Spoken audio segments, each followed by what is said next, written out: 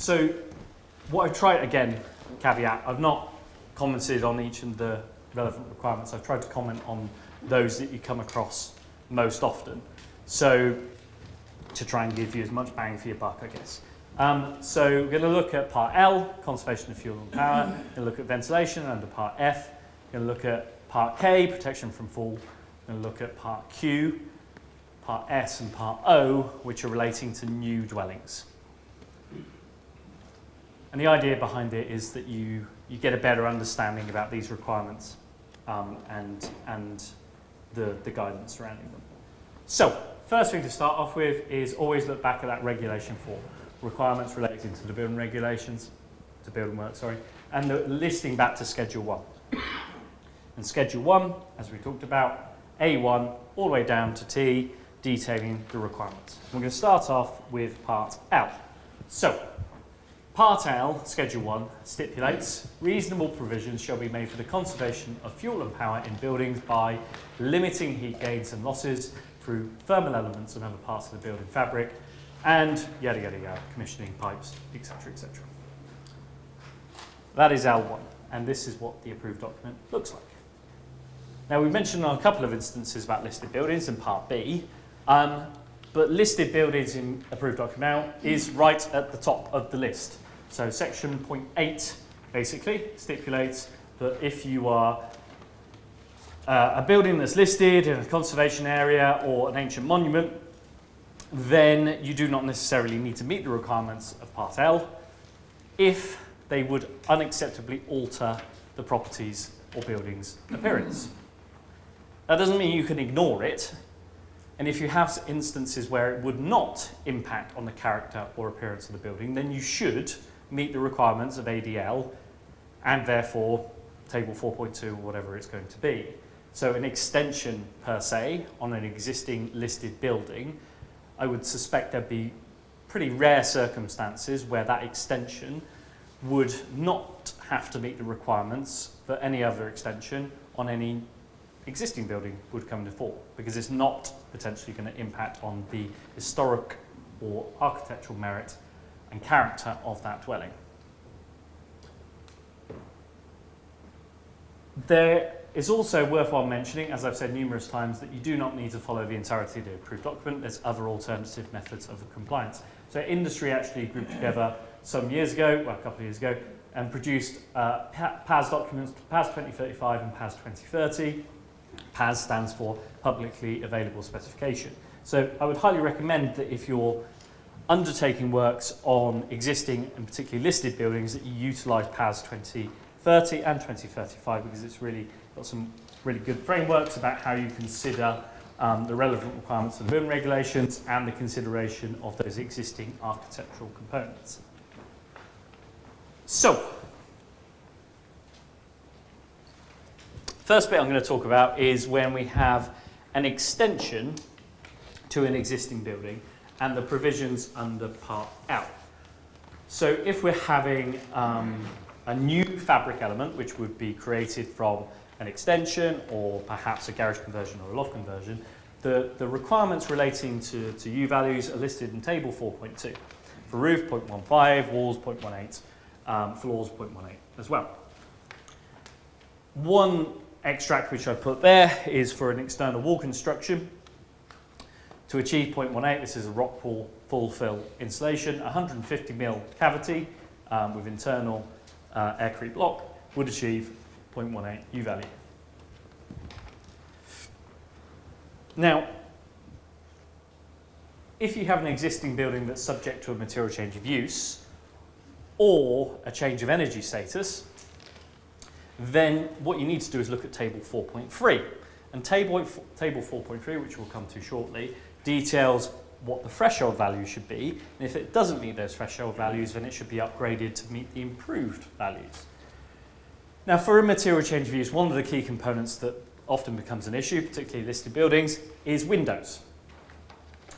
So, what ADL says is if the window has a higher U value than 3.3, then it should be replaced, and rather than be replaced in accordance with Table 4.3, it should be replaced in accordance with Table 4.2, which is a U value of 1.4.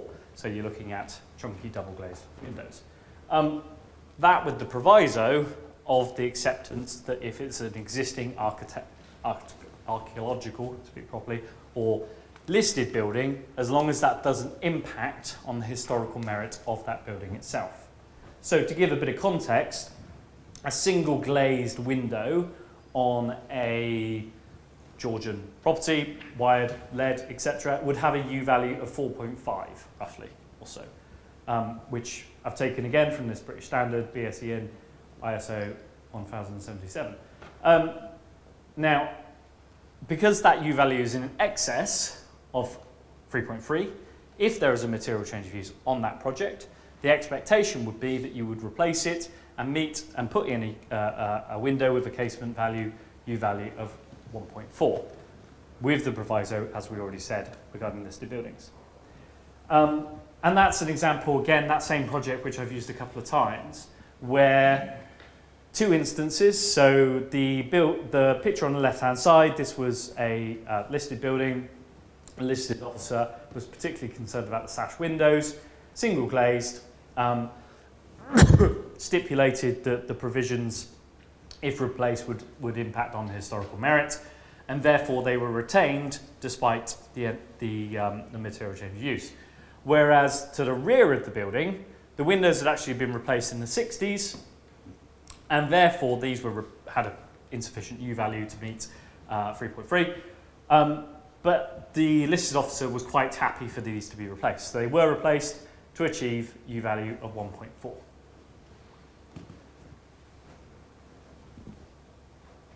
Now, for the other thermal elements within an existing building, if we're looking at a material change of use again, so material change of use previously was an office being converted into a dwelling per se.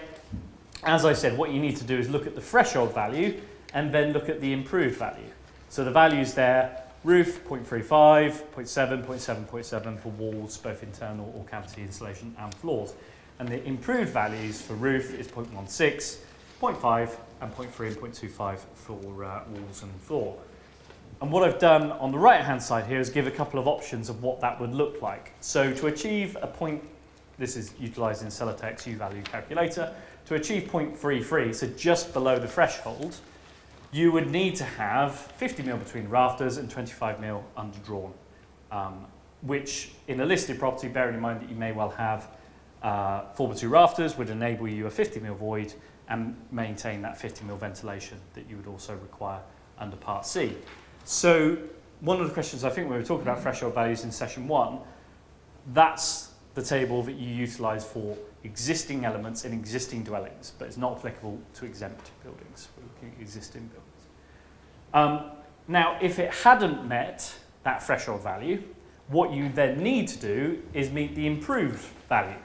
So that's 0.16, and that looks roughly like 50 mil of insulation in between, assuming again a 4x2 rafter, with 90 mil of insulation underdrawn with a plasterboard as well. So a significant uplift. And a couple of photos of instances where that happened. Again, this material change of use.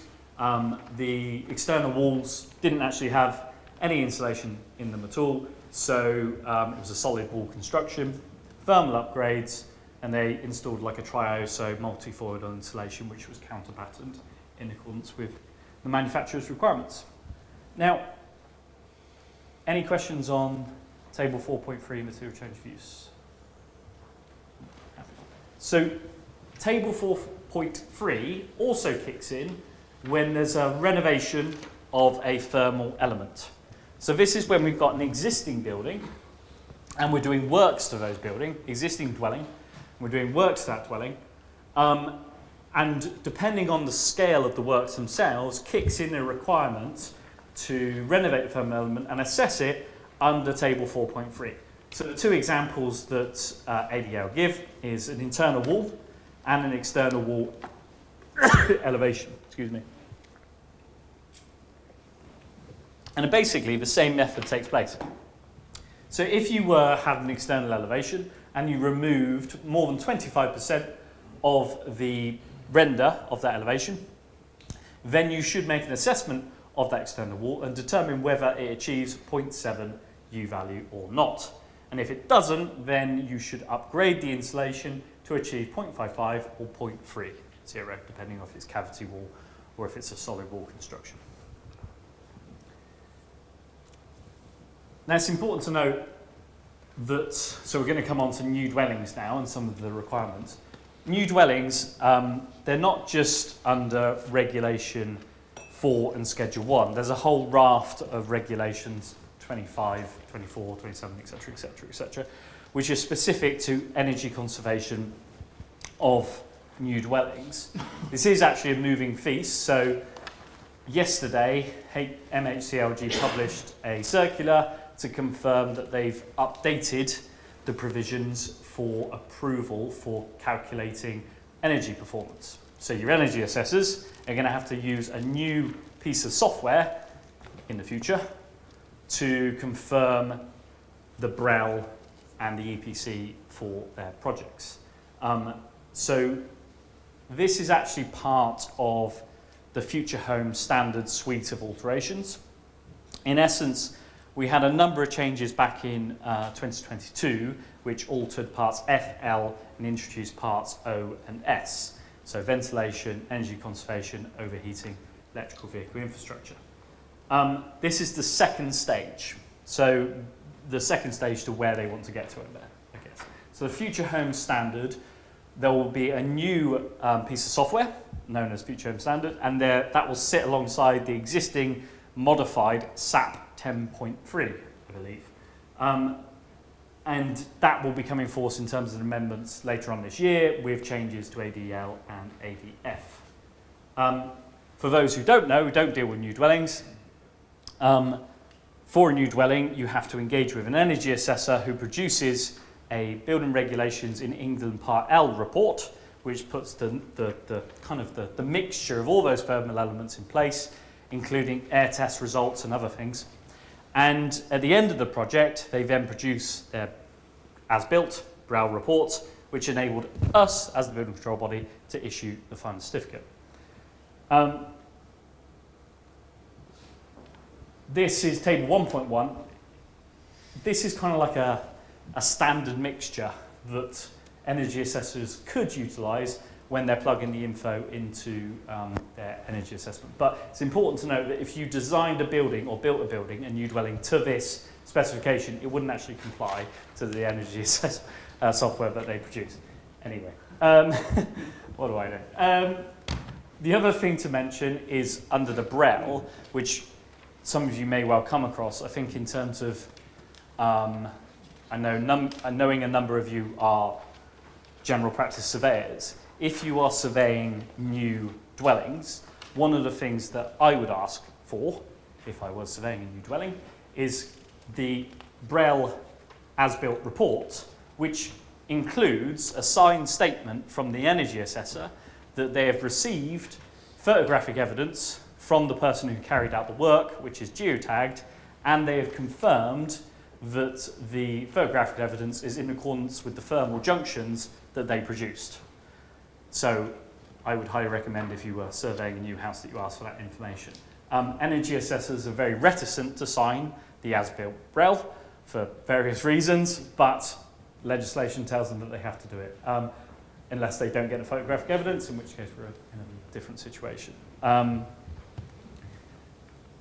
Now, moving on. Any questions on Part L? Very much a whistle-stop tour. So with that photographic evidence, yeah. Whose duty is to provide it? The person who carries out the work should provide it to the energy assessor. And then the energy assessor, so we used to have the standard construction details, which were removed back in 2022, and now each and every thermal junction for a new dwelling needs to be modelled in accordance with British standard, which has gone from my mind, and that gives a psi value, which is the Greek letter, and for that psi value, that is then placed into the energy calculation model. So what the energy assessor is then doing is going, this is the thermal junction that I designed, which gave me this thermal junction value, which I put in my software, and now I'm getting photographic evidence from the person who carried out the works, geotagged, location tag, all the rest of it, that confirms that the psi value is accurate to what's being built. Part of this first suite of changes that came in 2022, their desire was to reduce the difference between the design and the as-built situation, because they felt that they had made significant changes to design standards, U values and similar, but that wasn't being reflected to what was being built. So this is their attempt to do so. So if the energy assessor of the new build that we're looking at Yes. at the moment is not giving me those details, but basically asking me back, did you design them in accordance with standard details? Is that good enough? No, it's not, because standard construction details have been removed from Part L. Each BREL should have a list of thermal junction details for eaves junction, roof junction, DPC level with external wall, etc., etc., etc. And they should be designing those and incorporating those within their energy calculation. And I would highly recommend that the energy assessors that are doing your BREL report, if needed, do your Part O assessment as well, because if not, it becomes a bit of a nightmare. But we'll come to that in a bit. So, Wales at all? they do. I'll profess I really don't know enough about Wales at all in terms of the regulations themselves. They do differ significantly, but I profess I don't know enough about them. Building regulations are a devolved matter, so Wales have their own requirements, as do Scotland. So, moving on, Part F. So it's important to note that Part L and Part F are always updated in lockstep together. And that's important because as you increase the energy efficiency of a building, you reduce the air tightness, which has implications on ventilation. Again, there's those provisions for historic and traditional buildings. Exactly the same as Part L. So if the provisions that are required under ADF are going to have a negative impact on the historical merit of that building, then you don't need to follow them. But it's not just a case of ignoring them. Now, in my humble opinion, and as sad as I am, approved document F is my favourite approved document. I think it's brilliant. Anyway, so what ADF does is in table 3.3, it details for existing buildings specific works that are being undertaken and then the impact on ventilation that would have, and then gives guidance on whether the ventilation strategy would be suitable or not. So, to give you an example, if you renew the loft insulation and you replace a loft hatch and you remove a chimney breast, loft hatch and insulation are minor methods, minor measures, and removing a chimney breast is a major method. So that would result, if you follow the lines over here, if I can press the button, in a category B type result in ventilation. And then what it says in terms of category B is that natural ventilation will generally be suitable as long as it's installed in terms of system-specific guidance, and continuous mechanical extract ventilation or mechanical heat ventilation system will also be permissible. Now, if you end up, doing lots and lots of these energy efficiency measures, then it's likely that natural ventilation will no longer be suitable for your existing dwelling. So if you have an existing building that's having lots of refurbishment works done, upgrades to insulation and similar, it's likely that you're going to need to install a continuous mechanical extraction ventilation system or an MHVR system rather than relying on background ventilation via trickle vents. You can still do natural ventilation, but you need to engage with an expert. The only experts that I'm aware of this is a CPD member that would be able to give you that guidance. And this is the TM64 that they would make the assessment. It's important again to note that at the end of a project, what the designer should be providing is the checklist from table D1 and should be issuing that to the building control body. Basically, it says natural ventilation, and again, this is why ADF, in my humble opinion, is so brilliant, is because it gives you specific guidance on what you should be doing and a checklist as you run through it. If you're involved with existing buildings that are having work done, utilise table D1. Trickle vents. So part of to provide a bit of context, background ventilation is also provided by trickle vents. So if you replace an existing window that had background ventilators in place originally, and you replace them, then they shouldn't be any smaller than the background ventilators that were originally in place. If you're replacing existing windows without background ventilators, it's important to note that by replacing the window, you are likely to reduce the ventilation provisions in that building, and therefore you should install background ventilators in accordance with the relevant requirements, which is for habitable rooms 8,000 millimetres, kitchens 8,000 millimetres, or bathrooms 4,000 millimetres. Now, that is some hefty ventilators, and much bigger than the traditional ones that we would see even 5-6 years ago. Now, for new dwellings, there's a variation between buildings with multiple floors, which is 8,000, 8,000, 4,000, or just single story, i.e. bungalows, in which case they should be 10,000, 10,000, and 4,000 millimetres. So a bungalow, they're going to have some seriously chunky trickle vents in place.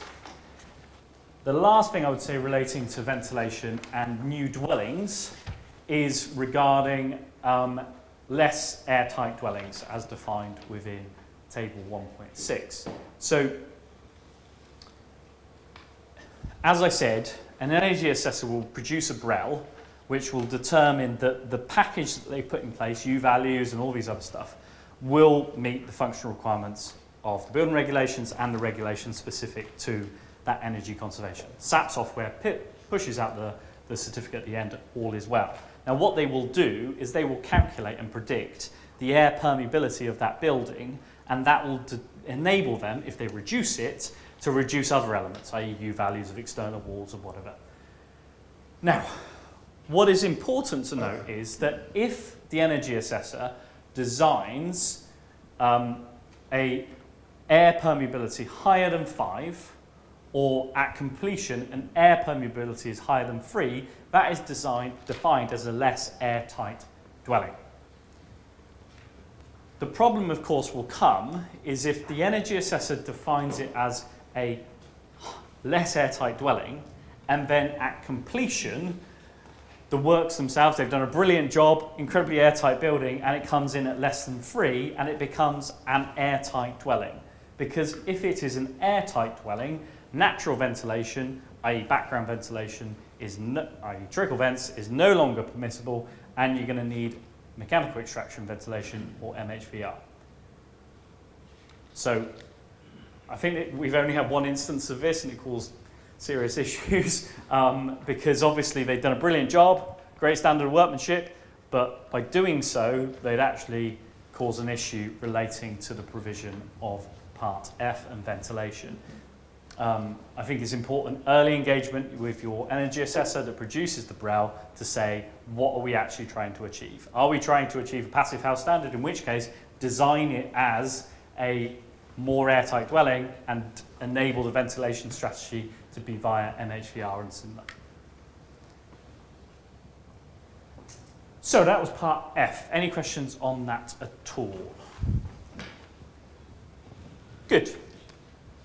Part K. Yeah. Yes. Recovery systems. Yes. Does that affect the ratings on the airtight or the partially airtight or even? Yeah, so in essence what it says is that if you have an air permeability of less than 3, you're a more airtight dwelling, and a mechanical heat recovery system is permissible in more airtight dwellings, basically. Does that make sense? So in essence what you're looking at, those are the parameters, and if you go less than those airtight air permeability ratings, you become a more airtight dwelling, and in those instances you're having to have an MHVR system or a continuous mechanical extraction system. Background ventilation is no longer going to be Does the possible. continuous mechanical background ventilation system pull out the moisture from the air? It does, yeah, and that's your provision under Part F. So a heat recovery system or a continuous mechanical heat extract ventilation system is often used as an alternative to background ventilators. So where does the water go once it's pulled out? Well, that would be as part of the provisions of the people that are installing it. And they should provide commissioning information under Regulation 39 to the person who occupies the building. I don't profess to be an expert in terms of NHVR and how it gets put together. But if you were surveying a new dwelling that had that type of system, you should ask for the commissioning information, and they should have provided it to the person who occupies the building, and they should have provided it to the building control body as well. And will this become part of the building log that needs to be provided under the act you're coming to later? So this information has been in place since 2022 in an approved document. Commissioning information has been in part of the building regulations since 2010. People haven't been asking for it, but they should have been, basically. So if I was surveying a new dwelling, I would be asking for that information. Commissioning information from MHVR system, background ventilation systems, any other systems that have got a commissioning system in place. PV, any alternative energy solutions, that sort of thing. Did that cover it? Yeah, to an extent. Don't know what more to add. Academic for me anyway. I think it's just simple. Basically, if you have a system in place, the commissioning information should be provided, and that should be part of the pack that's provided to you as the new person who owns that new dwelling. Part K. So this is protection from falling, collision and impact. Has 5 components. The K4 and K5 are only applicable to non-domestic dwellings. So the ones that we tend to look at in a domestic instance is K1 and K2. K1 being stairs, ladders and similar, and K2 being protection from falling, i.e. guarding. So I haven't really focused too much on stairs because there's not a huge amount to talk about other than to say there's guidance within ADK which talks about rise and goings and similar.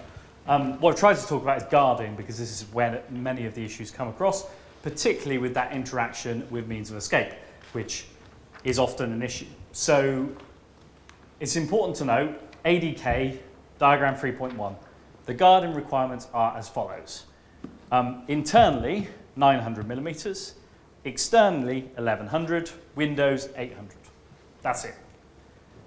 The problem comes when those requirements have to interact with part B to enable means of escape. So if you've got a low level window that you're relying upon for enabling means of escape from that dwelling, particularly for an existing building, material change of use, and it's such a low level window that it's going to cause a risk of fall, and by installing guarding, you're reducing the opening area to prevent people from being able to escape in the event of a fire. And unfortunately, I don't have any easy answers other than to say that both Part K and Part B is part of the provisions in Regulation 8 in terms of securing the health and safety of people in and around buildings. One does not supersede the other. We need to make both comply. So if you're designing works that have an issue with low-level windows, then you need to design a way that they cannot be utilised for means of escape, or should not be utilised for means of escape, because you're going to need to restrict them, you're going to need to guard them. So you should look at protected corridors, misting systems, fire engineers approach. Sorry, yes. They also comply with Part O as well, road heating. Going to come to that, yeah. Yes, so the guarding requirements which I've listed just there, for those guarding heights, Duncan's completely right, are also slightly different relating to Part O, but I will come to that, I promise. So Part Q, so going on to the specific requirements relating to new dwellings. Part Q is unauthorised access. Very, very simple. Reasonable provision must be made to deter and resist unauthorised access to any dwelling.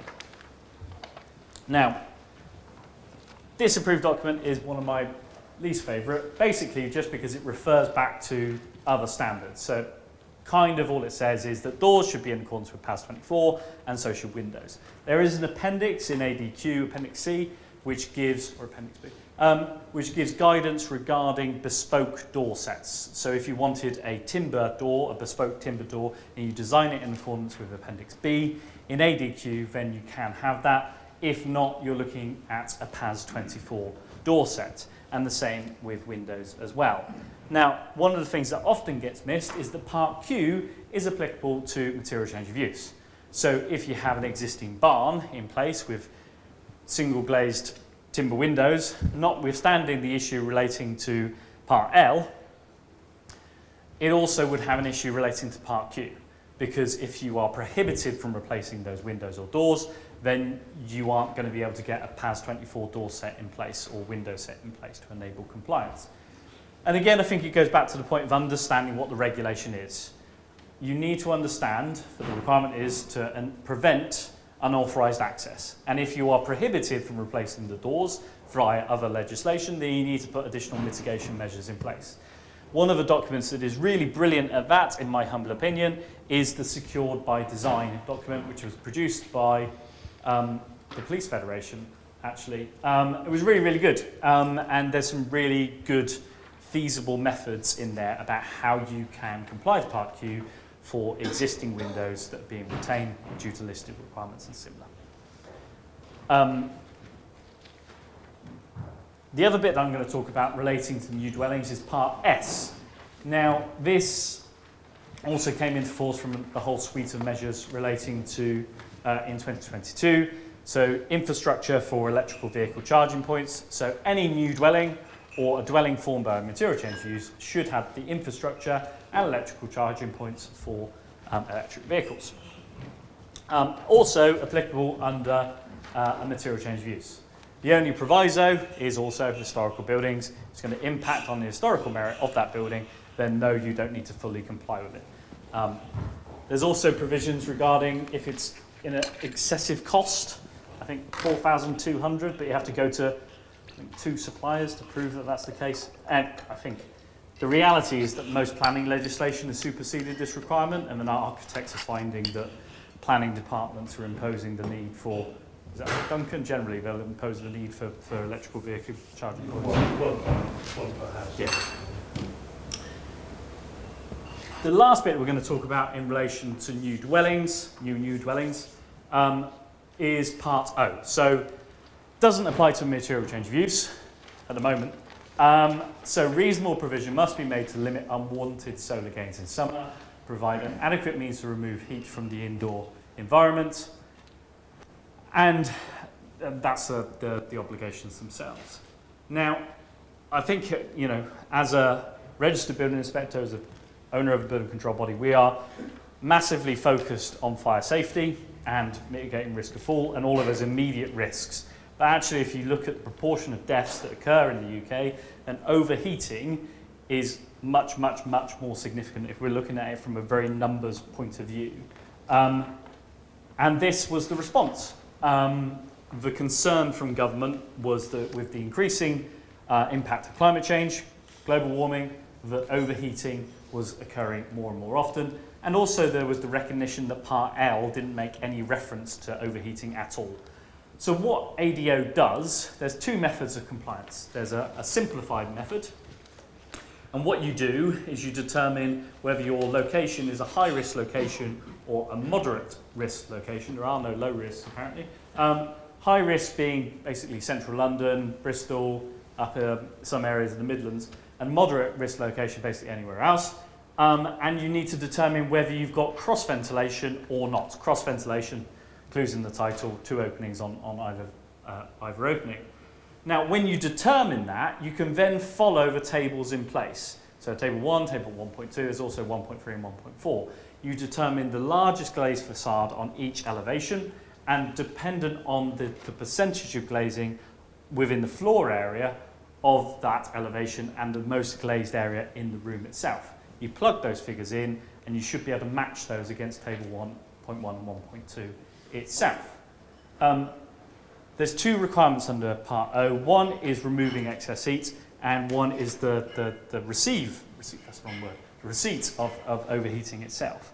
Now, if you cannot meet the provisions in terms of the simplified method, which, for disclaimer, unless you're looking at kind of like a bog standard 3-bed semi or something similar, if you're looking for a much more bespoke design, then you're not going to be able to achieve the requirements in terms of the simplified method. In which case, you need to go down the dynamic thermal modelling route. And this is a CPD method, which is known as TM59. And that goes back to my point I was saying that if you're engaging with, on a bespoke project, grand designs type building that you are designing, or receiving, I suppose, and surveying, then it's going to have to come down to provisions of TM59 rather than the simplified method, because you cannot get the numbers to work under the simplified method itself. The other thing, as Duncan alluded to, is that Part O adds an additional requirement relating to guarding. So the theory behind this, and we can all have a snigger, I suppose, but the theory behind this is that if you leave a window open to enable the removal of excess heat, you are more likely to fall out of it. That's the theory. So I suppose there's an element of logic behind it, which is that if we're leaving these windows open to remove excess heat and they're going to have to be left open overnight or in longer periods due to the thermal values that we've created in our new dwelling, then there is additional risk. I suppose that's the logic behind it. Anyway, what they've done is therefore, as I said, under ADK, the guarding requirement is 800 millimetres. However, under approved document O, the guarding requirement increases to 1.1 metres. Supplemented that is the frequently asked questions, which sits alongside the approved document, which talks about how can you achieve standards for both escape windows and guarding. And it says some build tolerance is acceptable when building a window that's a means of escape with an opening at a height of 1100 millimetres above the floor. Whilst the expected 11 metre garden height in the approved document O is achieved, a reasonable build tolerance is plus minus 100 millimetres. What it's saying is that if we build guarding, i.e. a window, at 1100, and it's designed to be means of escape, 1101 millimetres would mean it would not be permissible under Part B. So the compromise is that we should be building and designing windows at a metre height, which meets the requirements of Part O and enables those windows to be utilised in the event of a fire as well, if they're emergency escape windows. That's the theory behind it. How are we doing for time? Doing okay. Now, relating to Part O, it's important to note that recently, so this was a couple of months ago, the HSE commissioned a study of the effectiveness of guarding to prevent falls through window opening. And the conclusion that they have come to is that 800 millimetres is not sufficient, and that only 800 millimetres is only protective for less than 1% of the adult population in England and Wales.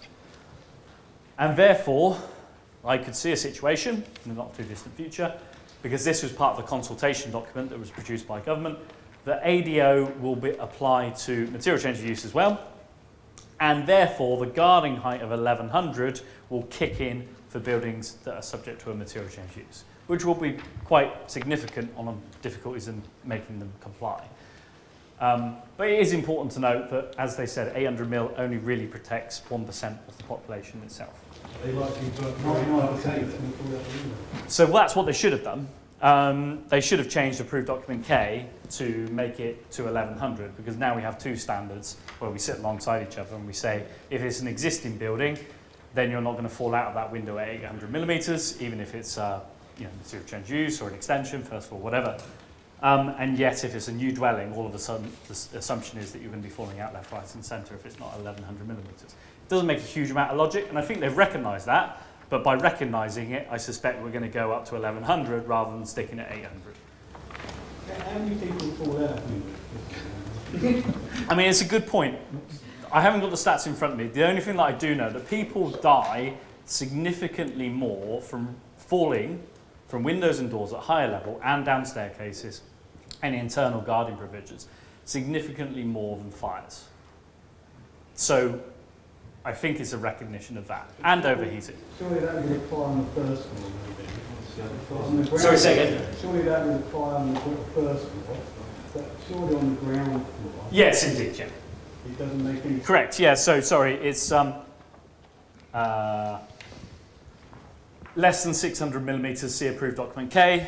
So if you haven't got a fall of more than 600 millimeters, go to approved document K. Approved document K will tell you that guarding does not apply for falls of less than 600 millimeters. 601 it does, but there has to be a line somewhere, and that's what they've done. So the windowsills at 800, and it's all ground floor windows. No, so we're talking about differences of internal and external ground level, basically. So if you've got if we had a banking going across here and an opening over there, and there was a drop of more than 600 millimeters, then yes, it should be guarded.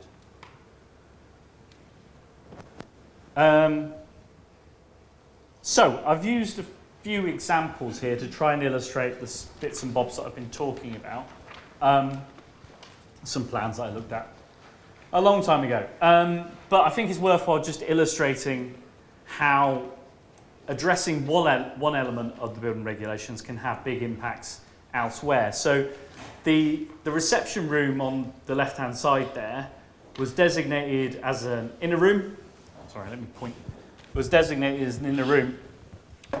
And they, for whatever reason, they didn't want this. They got planning permission with a certain component of the window, and they didn't want this to be in a escape window. So that's obviously an issue. And what they therefore did is they decided to put an external door here. The problem is that then caused a B4 issue, because then we had excessive unprotected areas abutting onto this relevant boundary, which is the hedge line that you can see over there. So just a couple of instances why, by altering the design, you can add implications from other sections of Schedule 1. Another example here, this window, the proposal was for this, that small window to be fixed, because they didn't want their children in the back garden, and they didn't want an extractor fan as well. So I was trying to explain via the design review process that there should be an extractor fan in place even for a WC, if you haven't got an opening window itself. So in the end, they changed their mind and put a shower in similar. Couple of other instances. So this proposal for a new dwelling, again, was unable to meet the requirements under the simplified method, and therefore a TN59 was required in accordance with that CPD guidance. This one's relatively interesting, at least from my perspective. So the requirements met the provisions of approved document C, because the manufacturer's requirements were for the Kingspan insulation to have a residual 25 millimeters cavity, which he designed.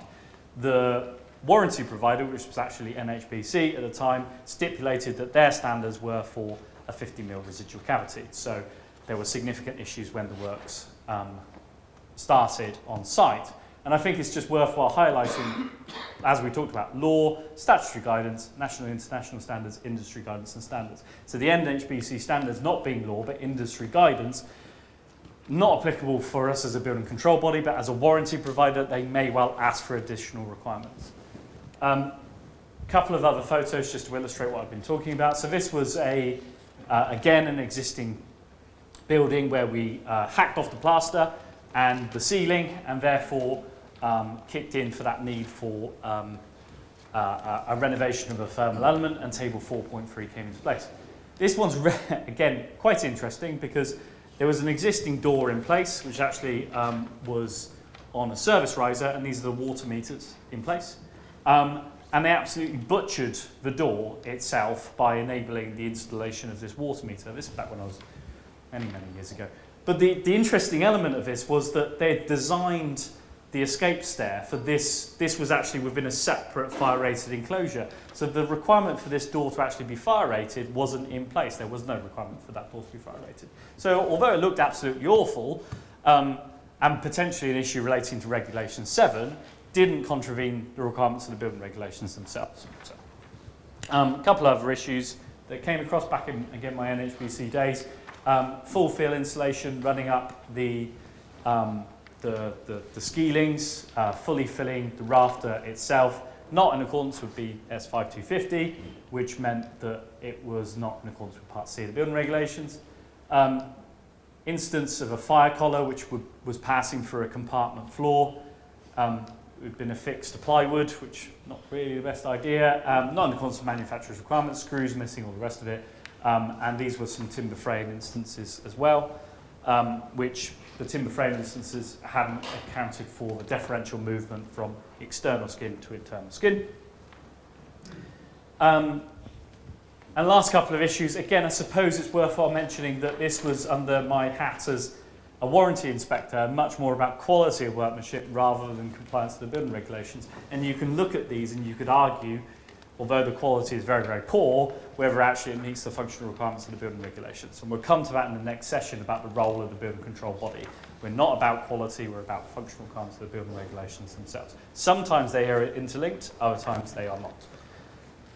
Any questions for me at all on any? Yes? Can I ask about this dynamic thermal modeling? Yes.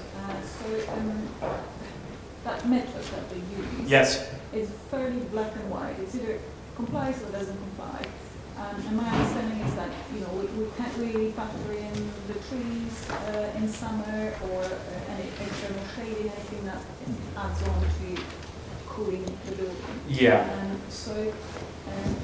Does the approved inspector or whoever is looking at that would then interrogate the data, saying, let's say, it doesn't comply because there is 2 days in summer and that bedroom is going to slightly overheat, but there is a big tree outside, actually on the day when it's hot, it's got all the leaves and sitting in the shade. I think it's worthwhile mentioning that I'll come to role of building control in the next session, but it's a really good example because registered building inspectors, building control bodies, we are not experts in relation to TM59s. So the interpretation of that data, to be completely honest, I don't think you would find many registered building inspectors of the 3,000 or so of us that are registered that would be able to interpret the data correctly.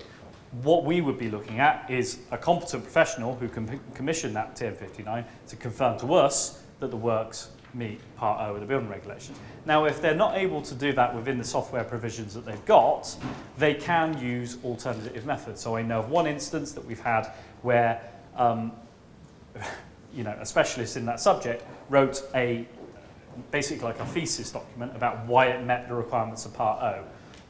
Because he couldn't make it work within TM59 software, which included, as you've alluded to, external shading, foliage, all that sort of thing, which is way beyond my understanding in terms of overheating. But I think it's worthwhile mentioning, yes, ADO says simplified method, TM59, there is, but that's the guidance within the approved documents. You can, in the same way as we do with a fire engineering report, utilise a specialist knowledge to stipulate that the works comply or don't by whatever justification they see fit. Any other questions? Yes, yeah, of course. Sorry to be always... No, it's brilliant. No, honestly, I really know. Where do you stand on notching to parking the hub? A timber joist. Yeah. So Eurocode 5 enables the further the depth, 10 for the depth of the joist? I can't remember off the top of my head. Structural engineers will tell me. So that's what Eurocode 5 says, that you can notch the joist to the further depth of the joist, and that maintains its structural integrity. Again, that's the guidance document. Eurocodes, which is what the structural engineers will utilise to prove compliance to Part A. NHBC standards, although I haven't read them for a number of years, when I did read them, replicated those requirements as well. So 110. Yes, that's a requirement, isn't it, of Eurocode 5? So you- Joists, Yeah. notching of joists, 110 for the tree. Yes, well, without, well, you can prove it in more than that by, Yeah, of course. by default, yeah. Yeah. So that's the other thing to say, is that a structural engineer would, if you had notched it excessively, be able to run modelling to potentially prove whether it complied or not. And what if in an older property the joists are undersized anyway? Well, it goes back to that point in terms of meaning of building work. So, depends what you're doing with the joists. If you've got ceiling joists that you're not touching, it doesn't meet the definition of building work, and therefore building regulations don't apply. If you are retaining an existing ceiling and proposing to use it as a floor for a loft conversion, then, and it doesn't meet Eurocode 5 by the proposal, you're going to need a structural engineer to confirm what works need to be done to meet the relevant requirements, i.e. Eurocode 5, to upgrade the existing, whether that's flitched beams or something similar. I was thinking more about if you've got undersized joists, Mhm. notch, would you still go down, still around a tenth? If it's undersized, and you know it's undersized, notching it make it worse. Yeah, exactly. Yeah, and sorry, but I think it very much goes back to the point where if it's building work and you have an existing ceiling which you're, sorry, I'm trying to get to the nub of the question. You've got an existing ceiling or floor joist in place which you're notching to be able to install services. Is that what you're saying? But no other work's taking place. Yeah. So I think I would ask for justification from the structural engineer that the notching wouldn't compromise the integrity. You know the score. So have a look at the questions at the top there, and I'll give you a couple of minutes, and we'll go from there.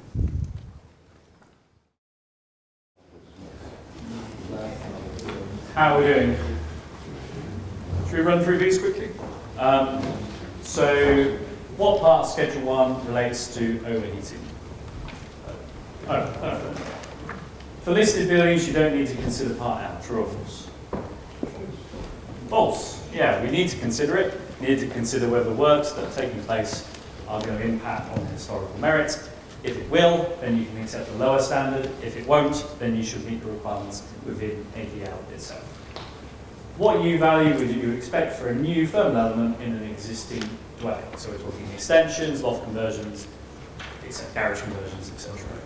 0.18. Perfect. What is the U value, if higher, that requires windows to be replaced in a building undertaking a material change of use? 3.3. Very good. What table in ADL, it's worthwhile mentioning if it is higher than 3.3, it's going to be replaced. It's a new thermal element, and therefore table 4.2 rather than 4.3 applies. What table in ADL Volume 1 details the limiting U values for existing elements in existing dwellings? 4.3. Perfect. And that's where we've got the threshold values and the improved values. Proposed works include the removal of render from an entire elevation walls. What's the threshold value for cavity insulation? 0.55. 75 now? I think you're right, yeah. 0.55. I've just done a memory block. Where is it? Oh, whoops. There you go. Complete memory block. 0.7. Sorry. Yeah, that's right. Complete blank. Works include the removal of... Yeah, so it's the one below, yeah. Works include renewing of loft insulation and removal of a chimney rest. What category of ventilation measures, A, B, or C, is required? So that table removed. B, perfect, yes. For a single-storey dwelling, i.e. a bungalow, what's the minimum equivalent area for background ventilation in kitchens? 10,000. Perfect.